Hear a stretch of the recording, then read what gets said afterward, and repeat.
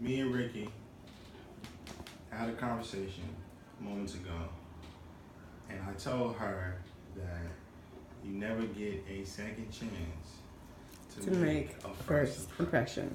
Okay, I'm going to tell you why that's not true. But Ricky told me otherwise. Did I? Okay, so that's not true because the first impression that I ever had on someone didn't remember me at all. It happened to be the guy that I fell in love with. And the true story is that when I turned 18 and got into a club, I beheld this character of a guy that I thought was the most beautiful thing I'd ever seen in my whole life, okay? And I would watch him from the banister at rodeos in Homa and look at him, and he never knew we never met eyes. I'd walk in front of him and be like, la la la, look at him, and he would never even look at me. And I became kind of obsessed with this guy, but not really obsessed to the point that I would make myself known. Just I knew where he was every single place he was on the bar. And he always had this girl with him. And he had his hands around her in her pockets, and it seemed like he was always very guarded now. I never had a chance to talk to him. So I thought. Until one night, I walked into rodeos,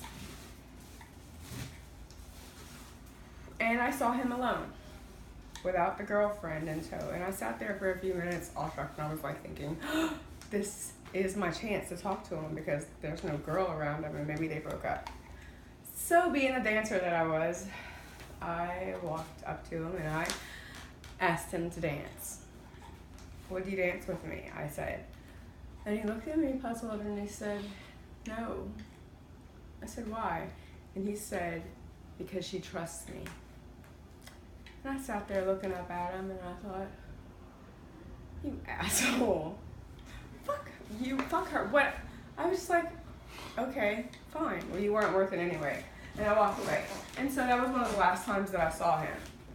Until I joined the Navy, got all buff and eloquent, and I came back to my hometown and I went to a bar whenever I was working at the restaurant in front of it.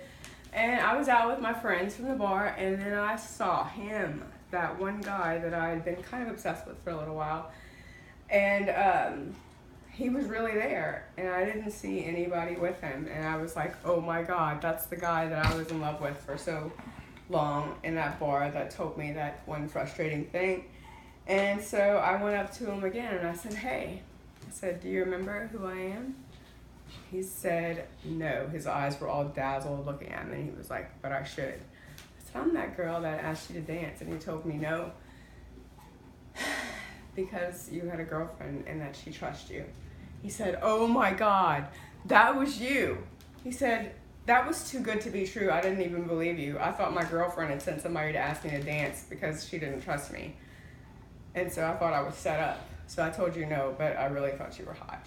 Whatever.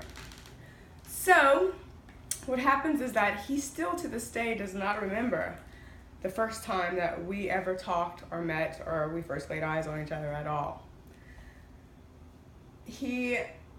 It all came back to him slightly a few years later whenever I'd seen him, and then all of a sudden he was in love with me. And he acted like he'd never even seen me or heard of me. And then the third time we met, then we became like very enamored with each other. So it grew into that. And if you say that, what was that thing that we said, Namaya? Like, what was the purpose of this? You never get a second chance to make a first impression. Well, I got a second chance to make a first impression. And that relationship grew into like 10 years of something. That was kind of incredible. That is over. And that's very nice. That has a little meaning to, like, you know, we get a second chance to make a first impression because I did. And I guess the impression that I made was worthwhile just sticking it out. So if that's this kind of story that you wanted, then yay. Now I have to go out and get a job at a club. So anyway, was that fun? That was fun.